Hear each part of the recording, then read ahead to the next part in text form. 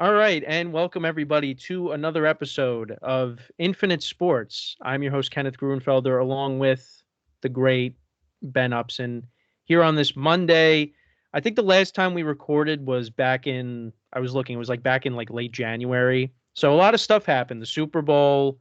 But today we got a lot of stuff to cover. We're going to talk about March Madness. That's the big topic. That's something that Ben really wanted to do. So we're going to do that. Um, Also, we'll get into some NFL offseason stuff, baseball stuff. So a wide variety of different things that we're going to cover today. Ben, I know we talked about this off the air, but how are you today? Ken, I couldn't be better. This is the equivalent to the day after Christmas. It's like everything has finally winded down, and now it's like the day of relaxation before the madness begins, and that is March Madness. But yeah, I'm doing great, and yeah, excited to record with you once again. All right. So before we get into the madness of March, as Ben just said, I wanted to talk about our team, the Quinnipiac Bobcats, and them losing in the semifinals of the MAC tournament to St. Peter's. The Peacocks are going back to the tournament once again. They beat Quinnipiac and then they beat Fairfield, and they will be playing Tennessee. I think when do they play? They play Thursday or Friday? That game should be Friday, I Okay, believe. well, regardless. So Quinnipiac, Ben, I mean, you were following them more closely than I was. I watched a grand total of 2 games this season. It was the one that they played against Fairfield most recently, a couple weeks ago. And then, of course, I watched the game against St. Peter's. And I'll be honest, going into the game, I was not confident. And again, this is a guy that is not a college basketball expert, but I just had that feeling that they just were not going to win this game. And the game was back and forth. Of course, congrats to them on winning, the regular season title, which is something, I mean, is unheard of with them when it comes to basketball. I mean, we know hockey, they're very successful. They won last year, the whole thing.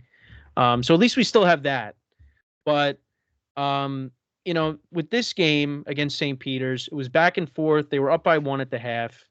And then St. Peter's kind of pulled away at one point. It was a 10-point game. I mean, they really could not. They just kept missing free throws. They could not shoot free throws. Their best player, Matt Blanc, he had a bad game. His highlight was the fadeaway three with 10 seconds left to tie the game. Because before that, he was 0 for 4 from the 3-point line. And Quinnipiac really didn't shoot well from three the whole game either. They were like 2 for 8 before that shot. So then, of course, 10 seconds left. St. Peter's, that's too much. That was too much time for them. Even I said it. You felt the same thing. And they go up court, call a timeout.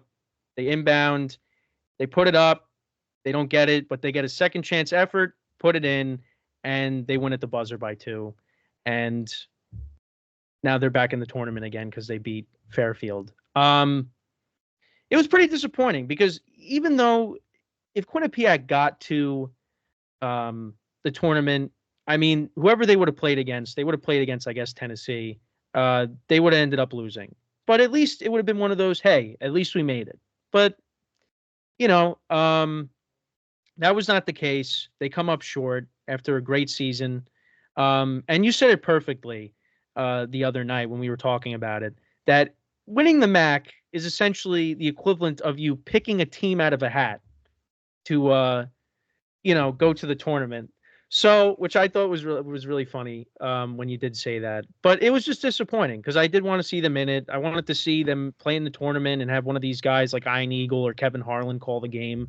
But we're not going to see that. We're going to see the Peacocks flying once again against Tennessee, and it's disappointing. But again, I'm not an expert. I only watched 2 games this season, and just a disappointing end.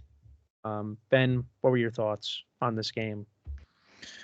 Yeah, well, so, for those who don't watch college basketball before the tournament, conference championship week is like the appetizer to March Madness. And if you didn't see anything this week, you missed out on a lot. And we're going to dive into more of those storylines in a little while. But yeah, St. Peter's and Quinnipiac, it was definitely an interesting game, to say the least, in the MAC.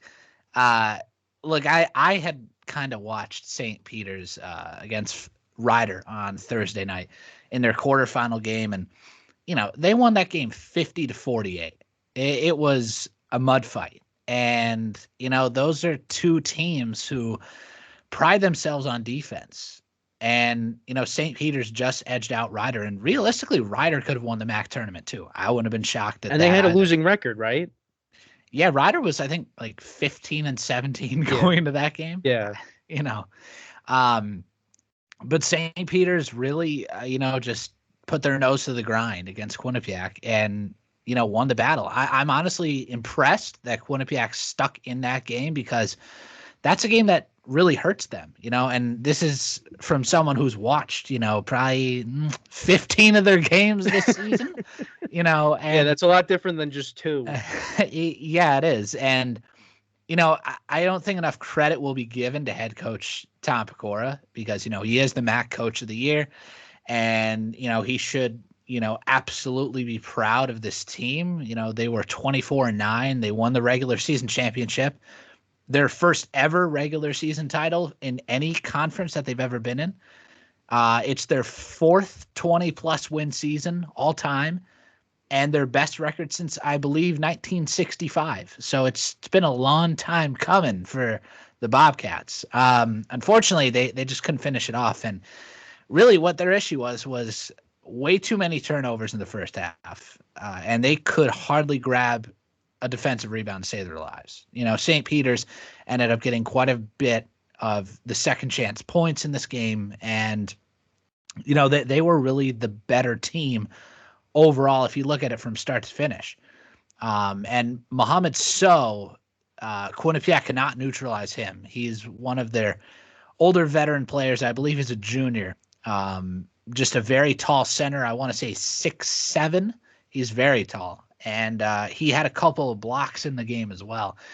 He ended up having 14 points. And then in the MAC championship game against Fairfield, it was Corey Washington who went off for St. Peter's with 24 points. And that's what helped them, just survive and get through this bracket. I mean, if you really look at it in the big landscape, out of all the conference tournaments this past week, the MAC had to have been atop the mid-majors, no doubt, because everybody really watches the power conferences, of course, when it's the week before the tournament. But, when you go to a smaller conference like the MAC or one of those schools, there's a lot of action that you tend to miss. And the MAC tournament, I believe, had 4 or 5 out of the 11 games end up being one possession ball games.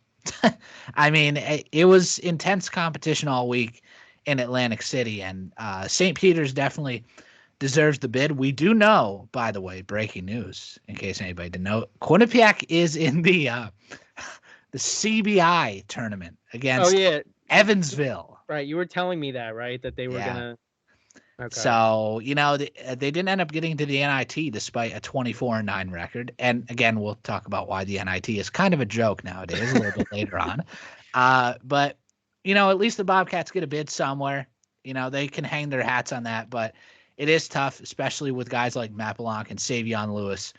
He was having in my orientation group. Just want to throw that out there. 6 years between those two guys, and they did a lot for the program. So still, hopefully Tom Pecora keeps taking the team in the right direction. But the Bobcats really had a great season in the big picture, and you got to walk away with at least a little bit of happiness despite a bitter ending. Yeah. Again, I really would have loved to have just seen them in the tournament. I think that would have been great. But let's see what happens next year. Like you said, hopefully you could go in the right direction. Again, they're losing 2 guys. Again, like I said, Savion Lewis was part of my orientation group. Matt Blanc, who was the MAC Player of the Year too. So we'll see what happens there. But I just wanted to talk about that just because that's our school, and that was a rough one to deal with on Friday. So now let's get into the main course, which is the bracket. So I wanted to do something cool and not really, I mean, it's not really that cool in the grand scheme of things, but share my screen because I do have the bracket up. And partly because Ben, he needs to have the bracket in front of him. So, Well, don't we all though? I mean, it makes yeah, it a lot easier than kind of yeah, I know. guessing Well, who's gonna see, play the who. problem is, I'm only looking at us two, but I am sharing the tab that has the bracket open. So I'm just gonna pull it up on, I don't know, I guess ESPN because I have it open. So, um, I guess you want to start from. Well, let me just see. I just want to double check. Yeah, so I guess you want to start from the. Actually, no, I could do it like this. Do you want to start from the left side and then work our way down and then work over to the Yeah, other side? I think that's good. The East is on the left there, and Okay. All right, so we'll do that yeah, then. All we'll right. just go region by region, side by side, I Yeah. guess. All right, sounds good to me. All right, Mr. Upson, take it away. All right. Well, so I mean, if you take a look in the East region, of course, that's where my Yukon Huskies reside. Yes, that is not Quinnipiac. Believe it or not, technically was my second favorite basketball team before I went to the school, and now they've kind of knocked the perch a little bit for first. They're getting there, but for now, the Huskies will remain number one in my heart. And believe it or not, they are a number one seed, the number one overall seed in this field. And they got the toughest draw out of all the number one seeds, which of course are Houston, North Carolina, and Purdue. I mean, UConn's potential path centers around the FAU Owls there in the number 8 seed, which is a little surprising that they were ranked this high. But they are still a mighty team, and believe it or not, they went to the Final Four last year. And you see that team below them there, San Diego State in the 5 seed. They went to the Final Four last year too. So UConn and two of their other compatriots from Houston last year are back in the same exact region with each other. Go figure. But this is going to be a tough region because UConn will potentially have to go through FAU. Then if you look down there, you see Auburn potentially waiting in a Sweet 16 matchup, and then way down at the bottom of the East region, you'll see that Iowa State would be a potential Elite Eight game. Auburn and Iowa State definitely scare me the most as a fan because both teams have really good guard play and they shoot the ball well. Not to mention, Auburn was in a very difficult SEC conference this year, and Iowa State battled with, I believe, 7, if not 8 teams that were ranked at one point in the top 25 throughout the season in the Big 12. So it's not going to be an easy path for UConn, like everyone keeps saying. And of course, everyone's picking UConn to win the whole thing. Spoiler Yeah. alert, I think I am too. But Yeah. this is by no means gonna be an easy region for UConn because, as always, March Madness brings with it a lot of chaos. Yeah, I mean, I know Auburn has been playing a lot better. They've been hot recently. Um, and then Iowa State, I know a lot of people were talking about them like they were kind of, I don't know if I want to say robbed, but like they could have been a 1 seed as well. So I don't know. So let's see what else we got here. Work our way down here. Yes, so there's Iowa State, by the way, in the bottom of that East Yep. region that I was saying. That could be a potential Elite Eight game for UConn. Now, the other game right there above it, Washington State and Drake, is a very intriguing 7-10 game. Personally, right now, I mean, I'm going to change my picks probably before Thursday because it's only Monday, but I'm leaning Drake. You know, Drake is a really good offensive team. They can shoot the ball well. Tucker DeVries is their star player. I think he averages like 22 points a game, something like that. Drake was the team that stole the bid in the Missouri Valley Conference and unfortunately knocked Indiana State out of the tournament. They were in the first 4 out, according to the committee last night. So I think Drake could potentially play spoiler there and in the first round. And the other team that I'm really keeping an eye on, and I'm surprised that they're this high, Duquesne against BYU. They just won the Atlantic 10 tournament. I don't know how much energy they're going to have left in the tank after winning, 4 games in 4 days. But they're an interesting 11 seed to keep an eye on. But also good to see BYU get a 6. This is a really legitimate team now that just ended their first year in the Big 12. Okay. So I guess we can move on now to down here. So yeah, well, we're still waiting on who North Carolina is going to end up playing. Um, when are the now those games? I guess are tomorrow and Wednesday. I want to say right. Exactly. That is Okay. when the first four is. And believe it or not, North Carolina will play the winner of Howard and Wagner. Okay, that's interesting. Do you have any insight on those teams? Well, the one thing I do know about Wagner is that they won every single game in the NEC tournament, the Northeast Conference, for those who don't know by abbreviations. They won on the road every single game in that tournament. And when they went to Merrimack for the championship game, they won with 7 healthy scholarship players. I mean, that is pretty incredible if you think about it. That's awesome. Now, Howard couldn't really tell you much about them. Sorry, Bison fans, I don't really know much about your team. Hey, maybe if they But pull off the upset, if they look, get past this game and then they beat North Carolina. you never know. And honestly, I think this. I got to check the books quickly, but I think this is a really close line in that game too. Yes, it's the Tuesday game. Okay, this is a Tuesday game. Howard is 3.5-point favorites. I mean, right now, I would probably lean them with the points because Wagner is probably very tired, and they were really a Cinderella team through their conference. So, yeah, it's probably going to end up being Howard and North Carolina, but we'll see. Yeah, they also got then the night game, the later game is Virginia and Colorado State, and Virginia's a 2.5 point underdog. I don't know if you have any thoughts on that too. Colorado State. All right. Colorado State. And I'm sorry that look, I'm not gonna, shame any team, but it's really painful to watch Virginia play basketball sometimes. I watched one of their Saturday games, I think it was last month against Wake Forest. They won that game 49-47. It was ugly to say the least, and it's And that's a 40 big minutes. school. Yeah, I know that. Look, they're national champions from 2019. I get it. All right, but this is a way different squad than they And were then 5 who'd years they ago. lose to last year? They lost to Furman, right? Yes, in a call that Kevin Harlan Yeah. made very famous. Yeah. Yeah. So, well, we'll see It what should be happens. But realistically, yeah. it should be a good matchup if you look at it on paper. Mhm. And Colorado State also part of a Mountain West conference that was unbelievable this year. There's 6 teams from the Mountain West in this bracket: San Diego State, New Mexico, Colorado State, Nevada. And I can't remember the other 2 off the top of my head. Oh, Utah State and I don't know, but if I see it in the bracket, I'll probably remember it. But either way, the Mountain West is a conference to keep an eye on. So I think Colorado State starts it off in the first 4 tomorrow. Gotcha. Okay, so all right, so we got these other matchups here: Mississippi State, Michigan State, St. Mary's, Grand Canyon, Alabama, Charleston, Clemson, New Mexico, Baylor, Colgate, Dayton, Nevada. I don't know. What are your thoughts on? And of course, forgot the last game here: Arizona, Long Beach State. What are some of these? What matchups entice you here in the?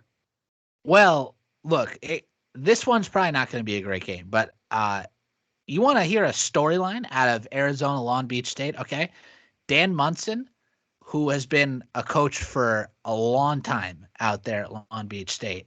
He actually was at the beginning of when Gonzaga started becoming a thing. He coached at Gonzaga from 97 to 99. So he's got Gonzaga roots. Long Beach State informed him last week before their conference tournament that he was gone. He was going to be fired at the end of the season. And as a 4 seed, Long Beach State stormed through the Big West tournament and ended up taking that bid. And now he's in the field with his Long Beach State Long Beaches. I don't know what they are.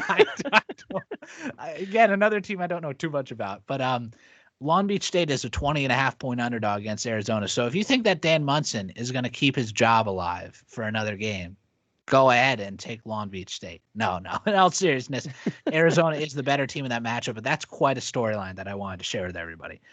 The game I'm keeping an eye on the most, Clemson, New Mexico. That's an upset that I think could very realistically happen. of course, we know one Patino didn't get in the tournament, so the other Patino had to get in the tournament, and that would be Richard Patino.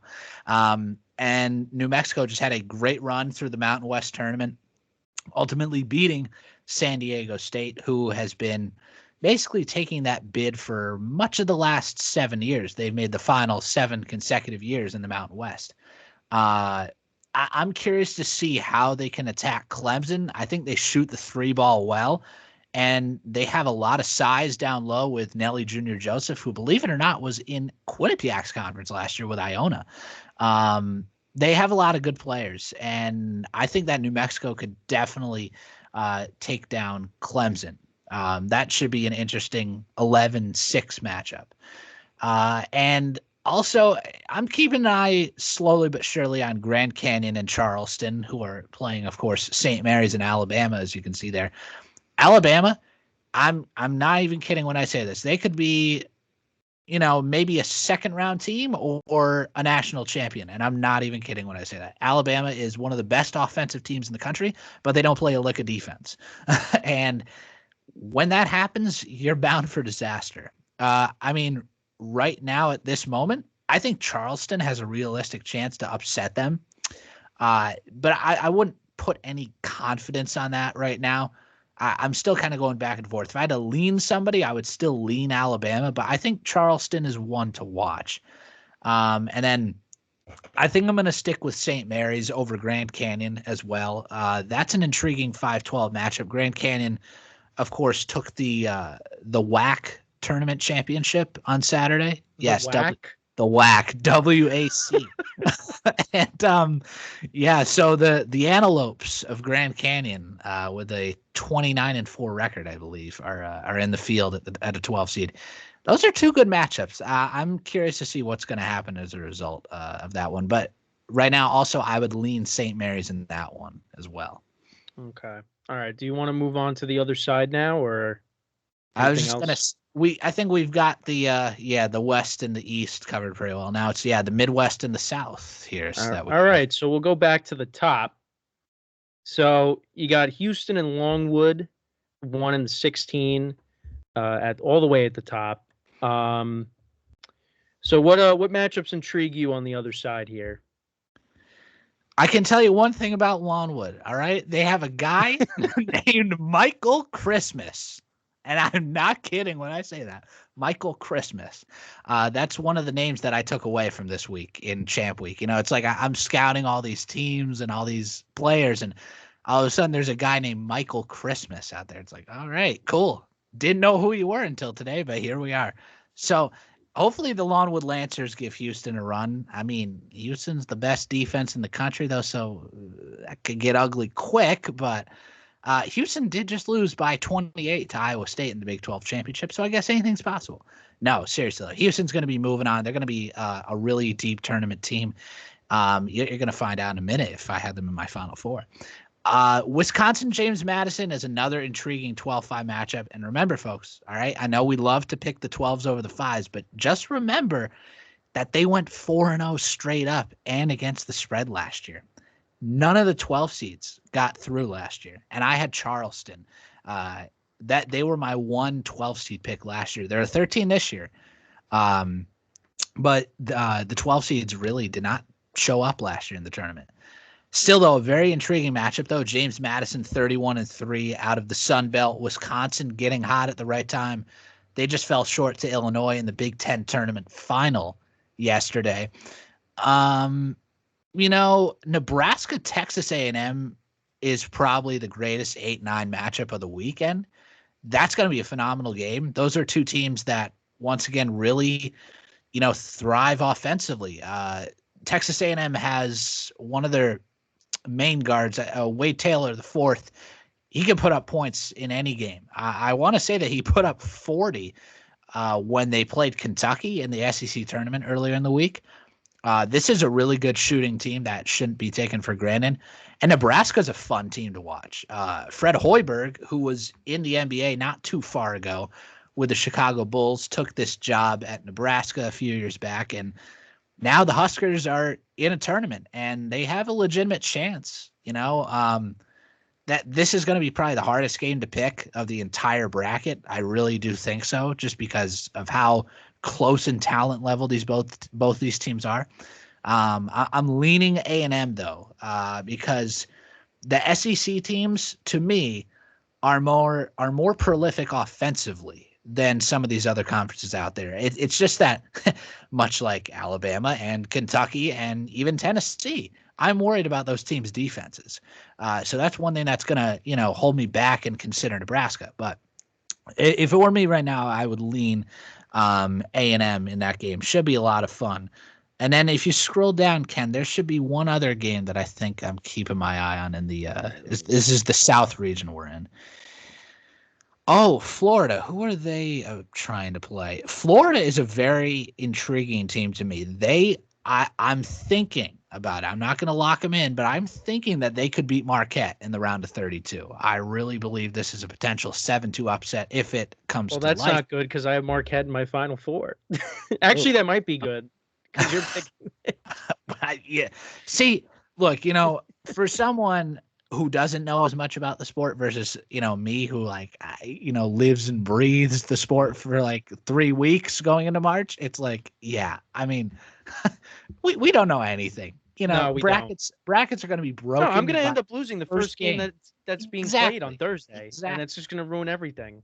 Like I said, for a note for I'm all just you not folks, picking Purdue to win the whole thing. Not if you're doing that. making a bracket out there, just be sure to keep a bottle of kerosene nearby. I kid you not. Florida, they're going to play the winner of Boise and Colorado. Now, I don't understand personally how Boise State. That's why I didn't think of the 16 from the Mountain West, because they're in the first 4. There you go. It comes back to life. Boise State should have realistically been already in this field. I think they should have avoided the first 4. Colorado, I'm fine with. They lost to an Oregon team, which was a quad 2 loss in the Pac-12 championship. But whoever Florida plays in that game, another great 7-10 matchup, just like Washington State and Drake on the left side of the bracket in the East region. Florida can really shoot the ball. They have a lot of great guards. This is like a common SEC theme at this point. And they're, like I said, they're a potential second weekend team if they can get the right draw. I mean, I'm not going to give Western Kentucky too much of a chance against Marquette. I don't think that's going to happen, but you never know. Also, Texas Tech, NC State. NC State had the greatest 5 days in college basketball I think any team will ever have. They started Tuesday in the ACC tournament last week. Basically I think they were sub 500 going in. I think they were 15-17.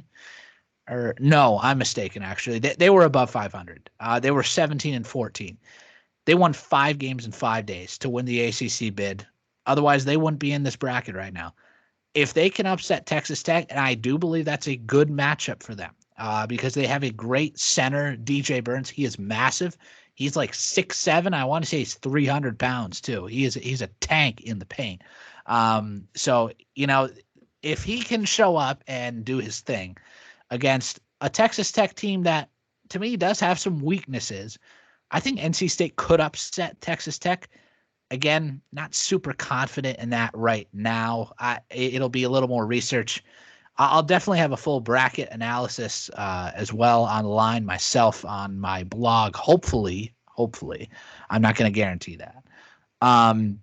But should be a great 11-6 matchup. And really, yeah, in this region, the South, this is Houston's region. Ken, if you scroll back up, let me just see what Houston has to face. I mean, yeah, you're going to face, if you go by higher seeds, it would be Nebraska, Duke, and then Marquette. I mean, I think realistically, Houston has the easiest draw to get to the Final Four out of the South region.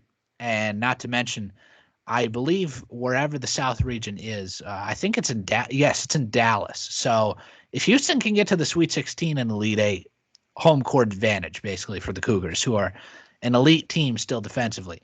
Don't fall for the trap. Just because they scored 41 against Iowa State doesn't mean that they're not a good team. This is still one of the best teams in the country, absolutely deserving of the number 1. All right, so let me ask you now. So there were obviously teams that got left out. What were like the surprises for you in terms of the teams that just got left out. The Big East got killed. They really did. Yeah, all I've been hearing is how St. John's got left out. Seton Hall as well. And Providence as well. Providence was the other one out of the Big East. But realistically, though, I would have left Providence out, and I would have put St. John's probably as the last team in. They probably would have been in the first four, realistically, in my projections. And then Seton Hall, I don't know. Seton Hall didn't have a phenomenal resume. Neither did St. John's, really. Nothing really jumped. Well, Seton Hall beat UConn.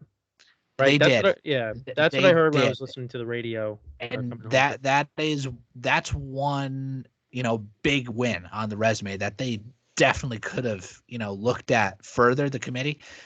Believe it or not, the thing that shocked me is the committee had Seton Hall in their first four out, which, okay, that's good. But St. John's wasn't there. So St. John's had to have been like in the next four out or something, which they obviously don't show us for good reason. Gotta love the committee.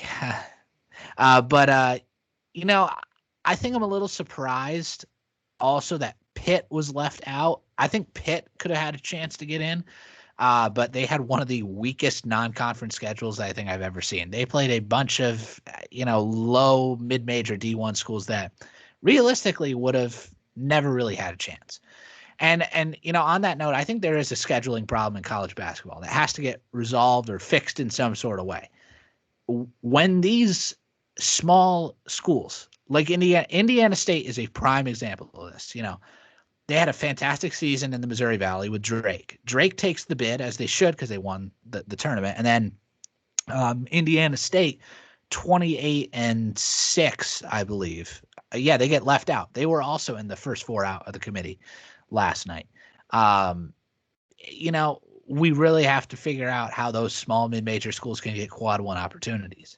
Like James Madison, who's playing Wisconsin and won the Sun Belt. They beat Michigan State, who was in the field. Most of the time, a smaller mid-major like James Madison would probably never really get a chance to play Michigan State. But that's why when it comes to that, and some of these power schools decline, having a chance to play easier opponents like that, I guess basically, by scheduling a harder out-of-conference schedule before you go into conference play in January, I guess it doesn't mean much, because a lot of these teams that floated around the bubble and who either just got in or were just left out, it doesn't matter, clearly. The committee isn't really caring, I guess, about non-conference schedules. Michigan State was ranked number 9. You see them there on the left side in the West. I don't even think they realistically should have been a 9 or a 10. I thought they should have been an 11 and potentially in the first four. I think they are definitely overranked for sure. Now, of course, can they win against Mississippi State? Absolutely. But again, it's just like, it's tough. It's really tough. And I know the committee does have a brutal job. I'm not trying to undermine that. But the bid thieves this week and, all of the close resume comparisons that were out there, some teams were going to be left unhappy. And unfortunately, the Big East got really killed out of all of it. Between Seton Hall, Providence, and St. John's, one of them at least should have been in. And the fact that the Pac-12 has sent 4 teams now, with Oregon beating Colorado in the championship to make it a 4-bid league, the Pac-12, who was basically a mediocre conference all season, ends up sending more teams than the Big East. And all 3 teams in the Big East, Creighton, Marquette, and UConn, all in the top 15 in the country, and nobody else makes it. What are we doing? I just don't get it. So that's what I think about the bubble. I mean, tough. It's tough, but there's just some things that really make you scratch your head today after we've seen this bracket. All right, so now, with that being said, we have the Midwest region now, the final region here. So, like I said, what matchups entice you? How do you see most of this playing out? People are going to call me crazy for this, okay? But get ready. If you're backing the Purdue fraud narrative, You want to root for Montana State to be Grambling State in the first four. You really do.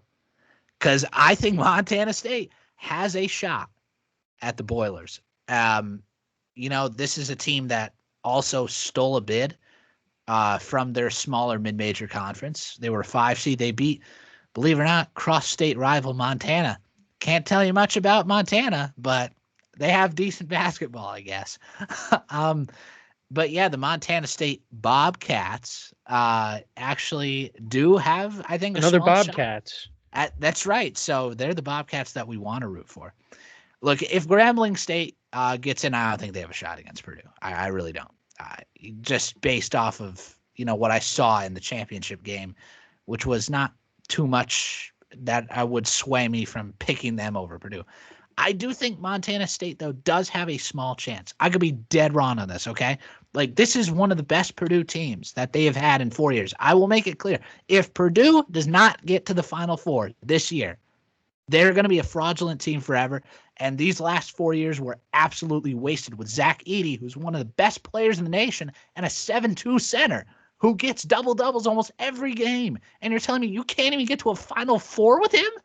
Like, come on. Well, they were one and done last year. I picked them to win the whole thing.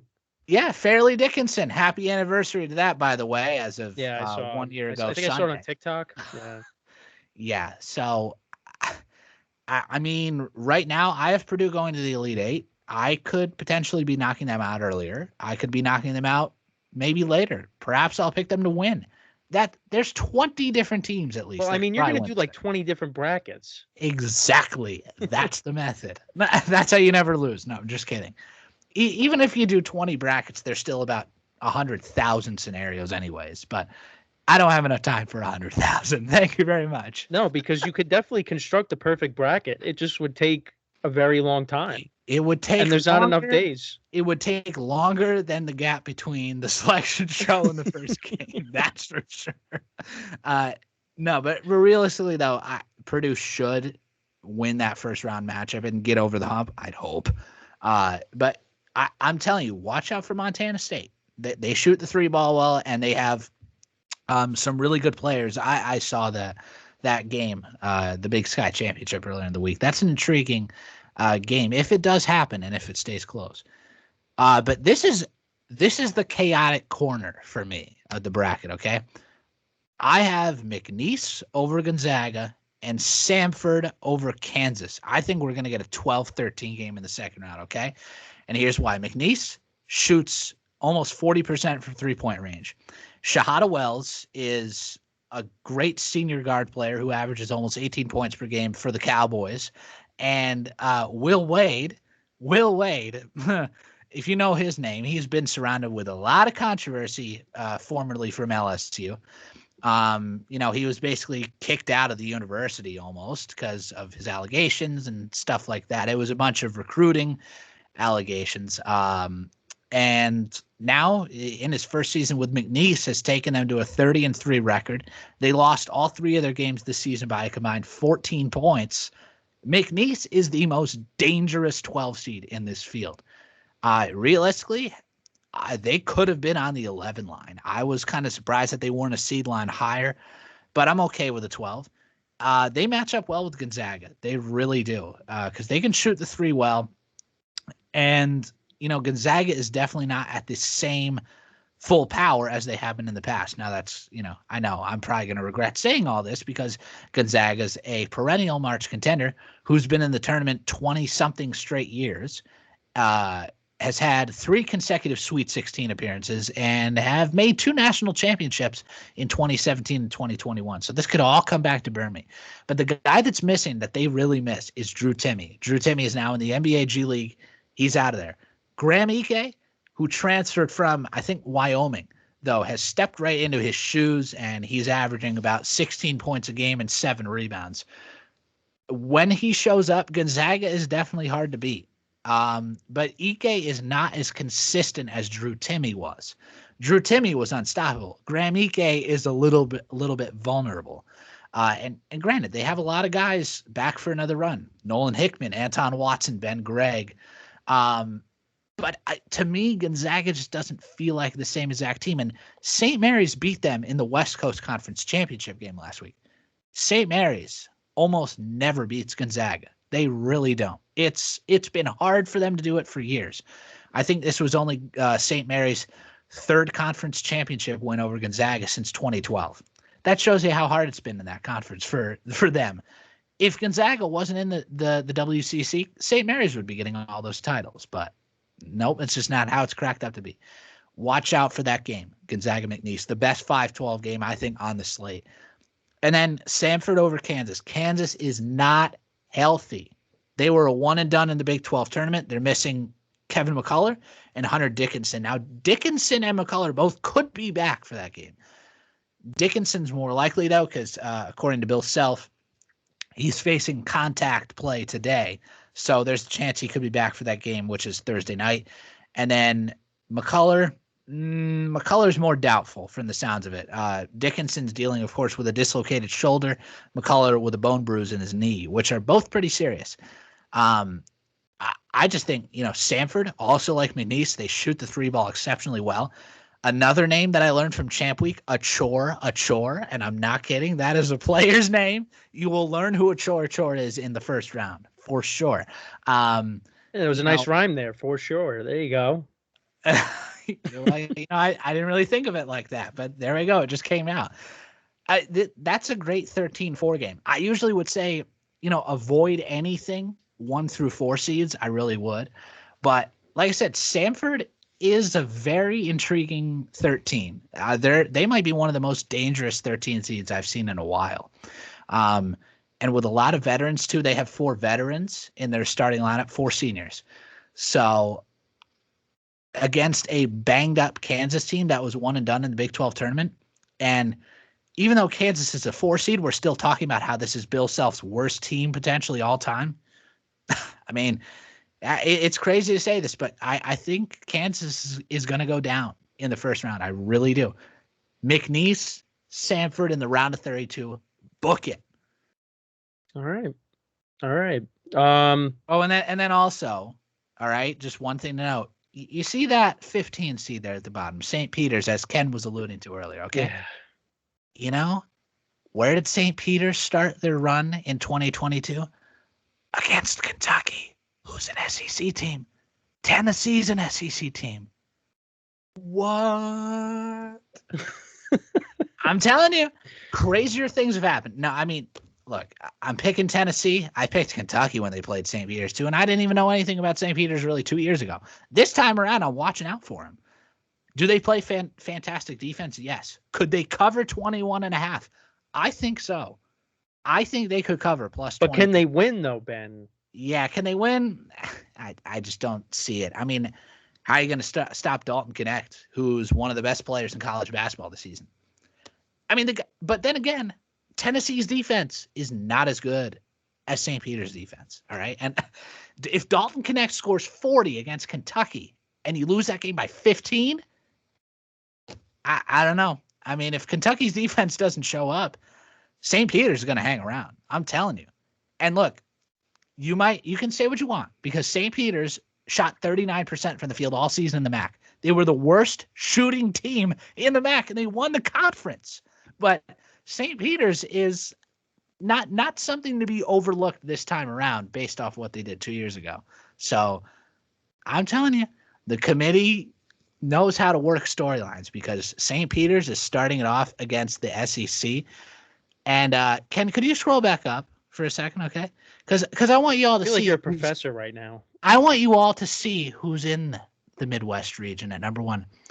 Purdue. Guess who St. Peter's beat in the Sweet 16 2 years ago? Purdue. I'm telling you, storylines are going to come to life in this tournament that nobody expects. If St. Peter's does it again, I give up. I don't know if I ever want to fill out another bracket again if St. Peter's does it. No offense to them, all right? But I don't know if I want to do it because it is just crazy. And then one other thing at the bottom, again, look at that 3-14 matchup, okay? Creighton and Akron. Creighton is the most dangerous 3 team that I think I've seen out there. It's actually sad that Creighton couldn't be a 2 because I think the loss to Providence kind of knocked them off that perch and allowed for Marquette to stay on the 2 line. Because Marquette got to the Big East Tournament Championship game, Creighton was knocked out in the quarters. Creighton, I have them going all the way to my Final Four. I think this is a lethal team that nobody is going to see coming, unless you're a Big East fan and have been following the conference all season, much like me. That's what the UConn fans do. Creighton should be in the Final Four. They really should. They have a lethal trio of guards, like I said, Baylor Shireman, Stephen Ashworth, and Trey Alexander. Both, all three of them average over 15 points a game. They shoot the three very well. They make about 10, 11 three-pointers a game. And they're top 5 in the country in offensive efficiency and effective field goal percentage. They check all the boxes offensively. They're, again, one of those 3 teams to beat UConn this season, and they demolished UConn on their home floor. They won that game by 20. A little deceiving because UConn definitely took some rushed shots at the end of the game. But still, Creighton had the game in hand for, I'd say, probably about 28, 30 minutes out of the 40. Really, Creighton looked great when UConn went out there to their home floor last month. And, you know, if you can believe it, imagine we get a Creighton UConn Big East National Championship game just to rub it in the committee's face for leaving out the other 3. I think that'd be great because the committee messed up by not putting more Big East teams in. There is a real chance, Kenny, okay, that UConn, Marquette, and Creighton could all find their way to the Final Four. I do That'd believe. be great. That'd be great for my bracket. I'm not going to put Marquette in the Final Four, but UConn and Creighton could absolutely be there in Arizona when all is said and done. The house of Kyler Murray. All right. I mean, listen, 3 out of those teams, 3 out of the 4 are in my Final Four at the moment. Now I could change it. Anything else before we wrap up here with the college basketball talk here? Well, I guess the only thing I can say that's left to say is as much as you're going to see analysis and predictions and second predictions and third predictions from everybody, I'm literally contradicting myself when I say don't overthink it, but I'm going to overthink these matchups about another 960 times. Don't overthink it, folks, when you're filling out a bracket. Literally pick with your gut. Target upsets. Do not go all chalk. If you go all chalk, you will get killed early on. I'm telling you this right now. So, like I said, if there's a seed to target the most, check out the 10 seeds, the 12 seeds, and even consider one of those 13s that I was telling you about, which is going to be Samford or Charleston. And yeah, like I said, literally just don't overthink it. If you overthink it, you're going to literally just contradict yourself 1,000 times. And then it's going to be Thursday morning at 11:59, and you're going to be like, oops, the brackets are going to lock. Pick. And honestly, you know what? Maybe you're better off doing that. Like I said, I know people who pick based off the colors of the teams, the mascots of the teams. College basketball goes against all logic sometimes. So everything I just spewed at you, and Ken, I know you got in on this too, but everything we just told you in the past, 30 minutes could be completely wrong. And that's what makes this sport phenomenal. Hence why they call it March Madness. Well said. Well said. I mean, listen, like I said, if I lose the first game of the entire tournament, I'm already going to be upset because I want to be that person that gets that perfect bracket.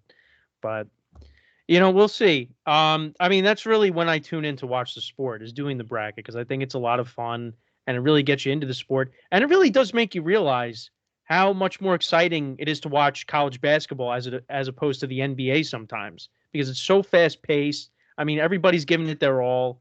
And, sometimes with the NBA, it's very lackadaisical at times. So it's a lot of fun. Again, working at SiriusXM and,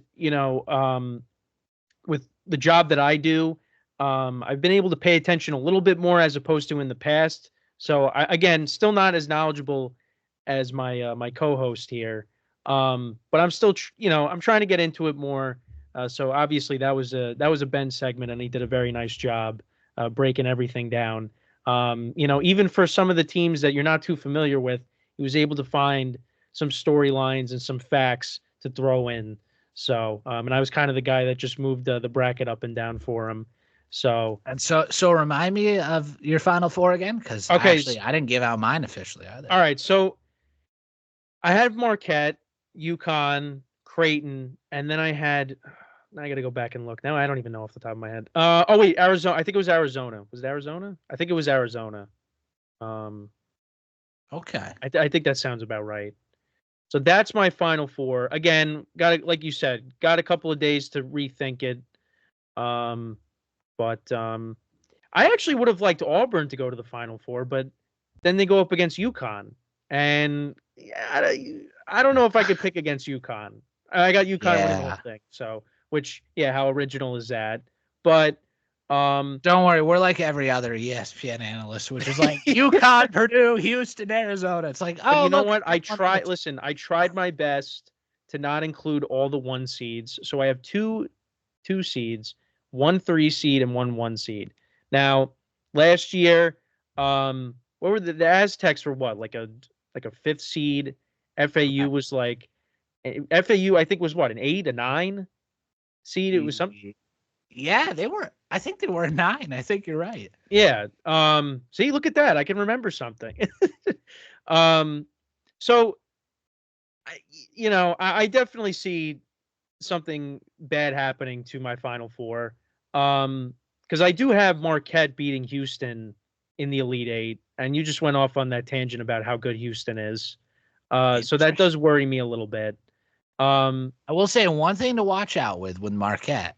If Tyler Kolek comes back full strength, who is Marquette's leading scorer, 17 points per game, and he shoots the ball very well. He's one of the best point guards in the nation.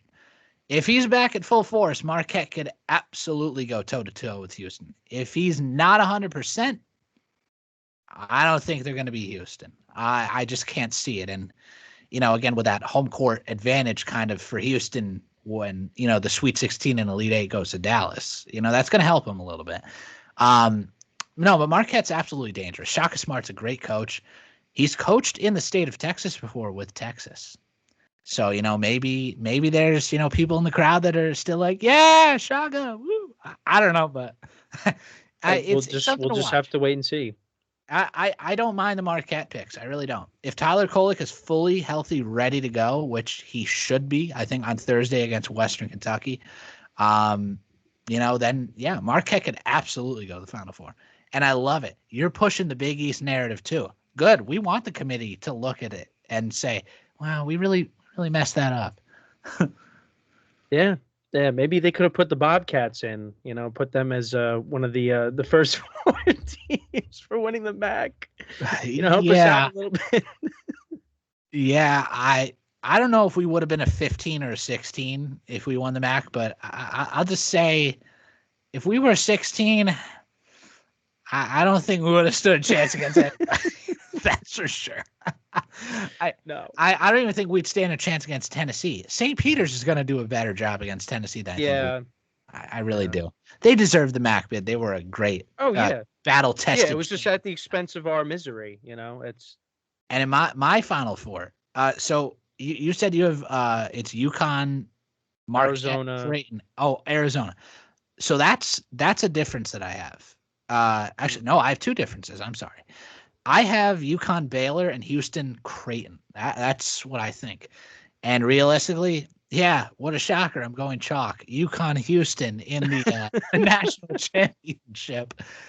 So something's going to go horrifically wrong. Oh, yeah. You just know what's going to happen. And I kid you not when I say this, Ken. I think every single ESPN analyst I heard from last night is picking UConn. So that's wonderful. Yeah, so might have to change it up. This is the thing. It's like when the pressure and all the spotlight isn't on you. UConn was a 4 seed last year. I mean, I guess I would say some people were thinking they were a legitimate, contender. I had them in my Elite Eight last year before getting knocked out. And well, look how well that turned around. Ended up being national champions. This team is so much more threatening than last year. It's actually ridiculous. The Yeah. amount of Yeah, depth. from the conversations you were having in our sports chat, I saw you guys talking about that. So Yeah, the amount of depth, shooting, ball distribution, and defense that they have is scary for anybody. But like I said, Auburn and Iowa State, if those are their Sweet 16 Elite Eight games, it's not going to be easy.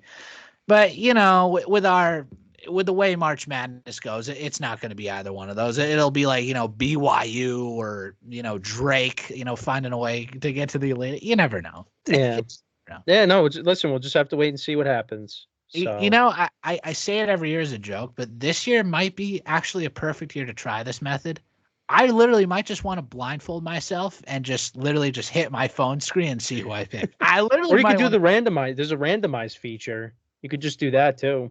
Yeah, but see, that's hit or miss because even the randomizer's like, oh, these are the favorites. Let's pick the favorites.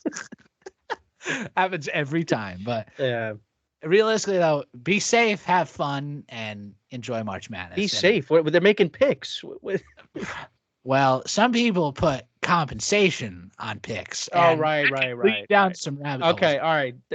If you're, that's what you meant, I understand now. Yeah, this thing called gambling, it's pretty bad around this time of year. Hey, but it's legalized, man. Oh, it's legalized. All right. Believe it or not, if you live in Connecticut now, like me, you can bet on UConn to win the national championship. Finally. It's only taken 1, 2, 3 years almost. So, great job, Connecticut, passing that.